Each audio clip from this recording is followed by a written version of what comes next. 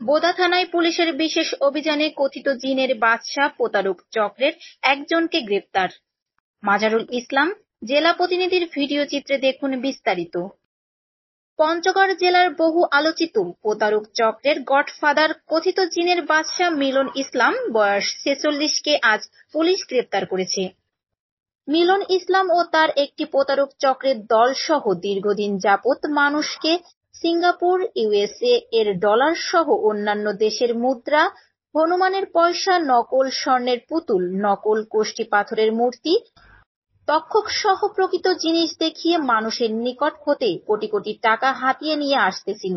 অভিযোগে জানা যায় 2024 সালে অনুষ্ঠিত দ্বিতীয় ধাপে ষষ্ঠ উপজেলা পরিষদ নির্বাচনে নীলফামারী জেলার সৈয়দপুর উপজেলার চেয়ারম্যান পদে হেলিকপ্টার প্রতীক নিয়ে নির্বাচন প্রচারণা শুরু করলে আসামি গত 23শে মে মহসিন আলী রুবেলের গাড়ির ড্রাইভার বুলু ইসলামকে হিপনোটাইজ করেন এবং গত 21শে মে তারিখের উপজেলা পরিষদ নির্বাচনে বাদীর পক্ষে ভোট কেন্দ্রে কথিত জিনের বাদশা পাঠিয়ে বাদীকে বিজয়ী করবে মর্মে প্রলোভন দেখিয়ে বিশ্বাস স্থাপন করে 15 লাখ টাকা হাতিয়ে নেন।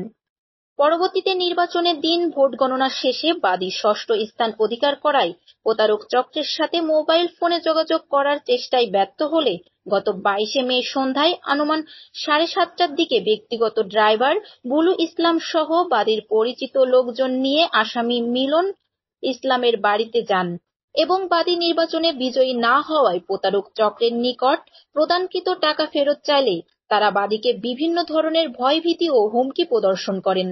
পরবর্তীতে বাদী থানায় উপস্থিত হয়ে বোদা থানায় অভিযোগ দায়ের করেন।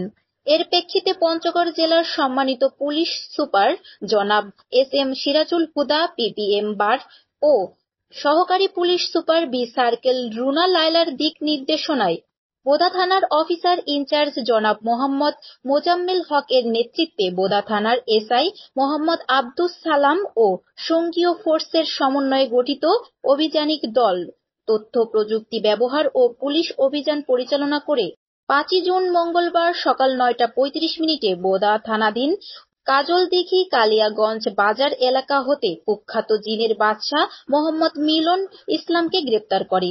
আটককৃত আসামির বাড়ি বোদা থানার কালীগঞ্জ ইউনিয়নের উৎকুড়া গ্রামে বলে জানা যায়। আসামি মিলন ইসলাম জিনের বাদশা তথা প্রতারক চক্রের একজন সক্রিয় সদস্য। তার বিরুদ্ধে বোদা থানায় মামলা হয়েছে। আসামিকে জেলা হাজতে পাঠানো হয়েছে।